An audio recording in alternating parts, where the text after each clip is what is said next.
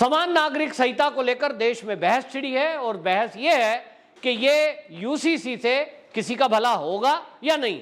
इसको लेकर जहां एक तरफ मुस्लिम धर्मगुरु और जो मुस्लिम नेता हैं वो इसके विरोध में हैं और वो ये कहते हैं कि इसकी तो कोई जरूरत ही नहीं है देश में, वहीं दूसरी तरफ जो कानून के जानकार हैं और जो महिलाएं हैं, खासतौर पर मुस्लिम महिलाएं, वो और उनके अलावा कई ऐसे संगठन जो महिलाओं के लिए काम करते हैं, वो हमेशा से इस समान नागरिक संहिता की मांग करते रहे।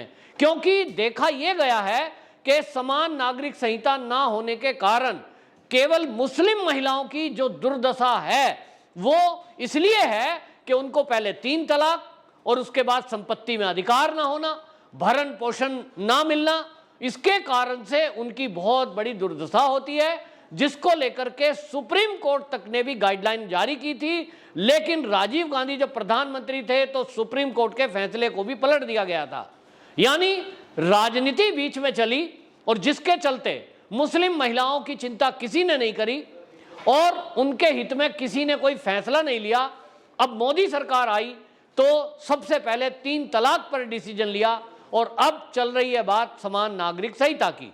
इसको लेकर ओवैसी भले ही कुछ कहें कि इसकी जरूरत नहीं है और हिंदुओं में भी तो 30 साल तक बच्चा यदि नहीं हुआ तो दूसरा विवाह करने का प्रावधान है, तो ओवैसी जी आपने खुद कह दिया कि हिंदू में 30 साल तक यदि बच्चा नहीं हुआ उस कंडीशन में दूसरी शादी करने का प्रावधान है, ना कि मनपसंद नहीं है तो तलाक दे दो, झगड़ा हो गया तो तलाक दे दो, बिना कारण तलाक दे दो। 3 तलाक क्या है? 3 तलाक में तो हमने देखा है कि पति पत्नी का खाने को लेकर झगड़ा हो गया, नमक कम है, नमक ज्यादा है, गुस्से में 3 बार तलाक तलाक तलाक बोल दिया, हो गया अलग। अब ये सब जो खत्म करने के लिए बात कही गई है, हेमंत बिस्व शर्मा जो कि असम के मुख्यमंत्री हैं, उन्होंने बोला है कि ये जो कानून है ये मुस्लिम महिलाओं के लिए आ रहा है, पुरुषों के तो लिए पहले से जो कानून चल रहा है उनको तो लगता है वही अच्छा है। तो हेमंत बिस्व शर्मा ने बयान दिया कि कोई महिला ये नहीं चाहेगी कि उसका पति 3 बीवियां लेकर के आए। तो आपको बताएं, कोई भी नहीं चाहती, हिंदू हो या मुस्लिम, हर महिला यही चाहती है कि जिससे उसने विवाह किया वो जीवन भर उसका भरण पोषण करे, बच्चों का लालन पालन करे और एक पति पत्नी जिंदगी भर एक साथ रहें।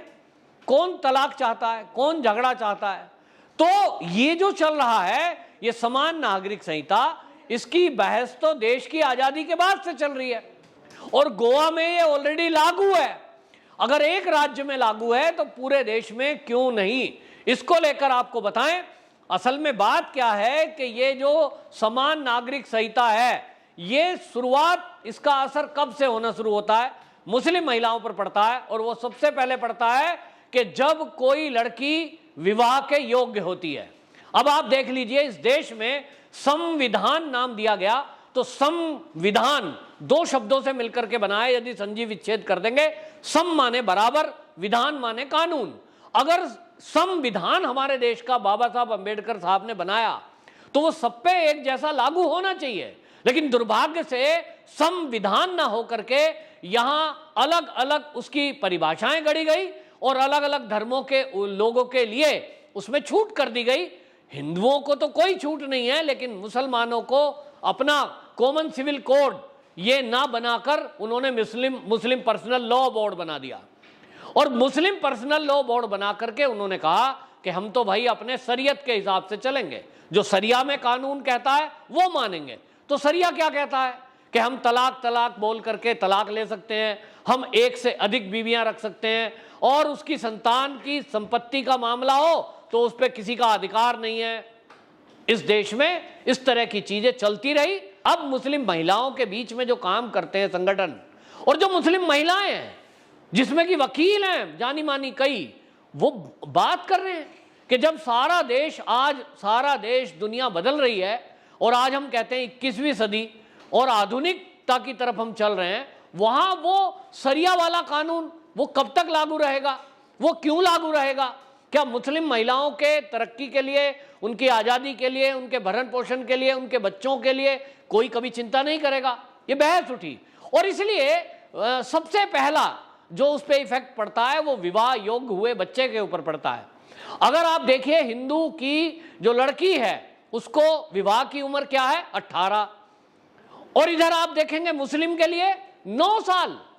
ये कोई मान सकता है?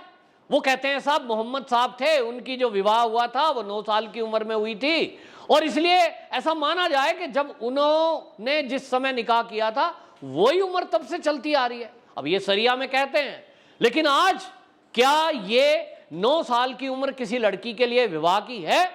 डॉक्टरों की माने तो डॉक्टर और वैज्ञानिक ये कहते हैं कि जब लड़की कोई 18 साल की भी होती है तो वो भी उम्र उसकी परिपक्व नहीं है, मां बनने के लिए उसका शरीर तब तक तैयार नहीं होता है, मन और मस्तिष्क तैयार नहीं होता है। और इसलिए वैज्ञानिक क्या बात कर रहे हैं, वो कह रहे हैं कि देश के अंदर लड़की की शादी की उम्र भी लड़के के बराबर यानी 21 साल की होनी चाहिए।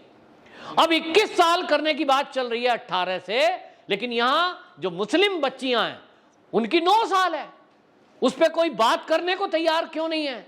तो ये बात मोदी सरकार ने उठाई है।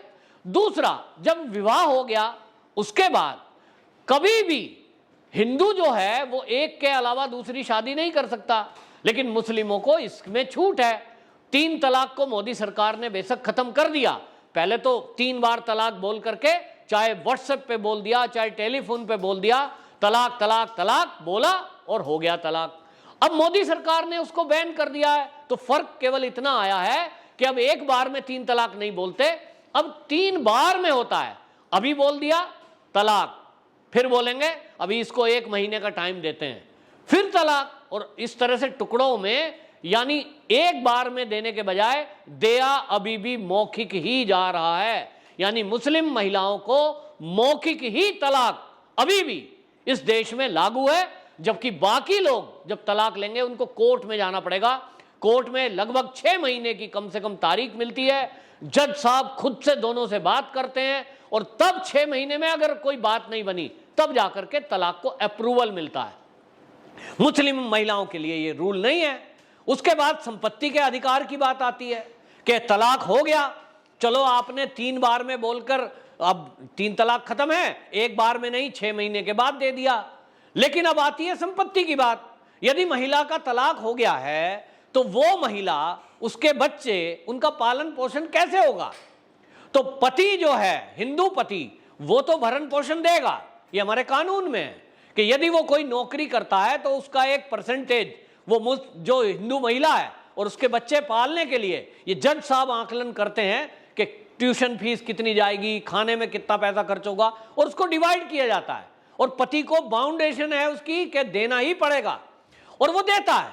लेकिन मुस्लिम पुरुष यदि मुस्लिम स्त्री को तलाक दे देता है तो यहां उसको कानून के तहत कोई ऐसा बाउंडेशन नहीं है, वो तलाक दे दे और वो भरण पोषण दे ना दे उसकी मर्जी के ऊपर है। शाहबानो के केस में हमने देखा कि सुप्रीम कोर्ट ने ऑर्डर किया था कि शाहबानो को गुजारा भत्ता मिलना चाहिए, उसका नाम ही गुजारा भत्ता है, गुजारा करने के लिए, भरण पोषण भत्ता है, तो पेट भरने के लिए। शाहबानो के केस को कांग्रेस की सरकार ने उस समय पलट दिया कि ये कोई जरूरी नहीं है, मुसलमान नाराज हो जाएंगे, इनको छूट दे दो। तुष्टीकरण के कारण मुस्लिम महिलाओं की दुर्दशा होती रही और उनको भरण पोषण नहीं मिला, और इसके कारण से बहुत सारी महिलाएं डिप्रेशन में आ गई, बहुत सारी महिलाएं भूखे मर गई, और उनके बच्चे एक तरह से अनाथ हो गए, बच्चों की दुर्गति। तो इसीलिए हेमंत बिस्व शर्मा ने अगर कहा कि ये मुस्लिम महिलाओं के लिए जरूरी है। इसी तरह संपत्ति का अधिकार, संपत्ति के अधिकार में हिंदू के जो बच्चे हैं उनका संपत्ति में, पैतृक संपत्ति में और पिता की संपत्ति में अधिकार है। यदि कोई प्रॉपर्टी है उसमें अधिकार है बेटे का। लेकिन अगर इधर मुस्लिम की बात करें तो यहां संपत्ति में अधिकार नहीं है। अब ये जो असमानता है ये बता रहा है कि हमारा देश संविधान से चलता है, लेकिन इस संविधान में भी केवल एक विशेष धर्म के लोगों को छूट है, तो ये संविधान कैसे कहलाया? संविधान है लेकिन लागू नहीं है, इसमें मुस्लिम वर्ग को, मुस्लिम धर्म को छूट दी गई, और जिसके कारण आज ये मांग उठी है। और इसी पे हेमंत बिस्व शर्मा ने जो कहा वो बिल्कुल अपनी जगह 100% ठीक है कि पुरुषों को तो इससे दिक्कत है कि अगर समान नागरिक संहिता आ गई तो मुस्लिम पुरुष जो आज 4-4 शादियां कर रहे हैं और पहली वाली छोड़ दी, बच्चे भी उनकी कोई जिम्मेदारी नहीं उठानी, उसको कोई पैसा नहीं देना, पैतृक संपत्ति में कोई अधिकार नहीं है, तो आदमी लोगों पे क्या फर्क पड़ेगा? बल्कि वो औरतों को इस तरह से उत्पीड़न करते हैं, या तो ठीक रहे नहीं तो जो है तलाक दे दूंगा। और इस तरह से मानसिक ट्रॉमा से बहुत सारी महिलाएं इस स्थिति से गुजरती हैं। उनको भय है कि या तो पति का जो भी उत्पीड़न है उसको सहो, वरना वो तलाक दे सकता है। कहां जाएगी? जो पढ़ी लिखी महिलाएं हैं वो तो फिर भी कुछ ना कुछ सोच सकती है कि मैं अपनी नौकरी कर लूंगी, अपना कोई रोजगार कर लूंगी। लेकिन हमने देखा है कि मुसलमानों में जो शिक्षा का प्रतिशत है वो भी मात्र 3% है। ऐसे में उन महिलाओं की जो दुर्दशा हो रही है उसके लिए समान नागरिक संहिता इस देश में मोदी सरकार लाने का विचार कर रही है। हेमंत बिश्व शर्मा जी ने उसके लिए बात की। इसी तरह उत्तर प्रदेश के उप मुख्यमंत्री केशव प्रसाद मौर्य ने इसके लिए बात की।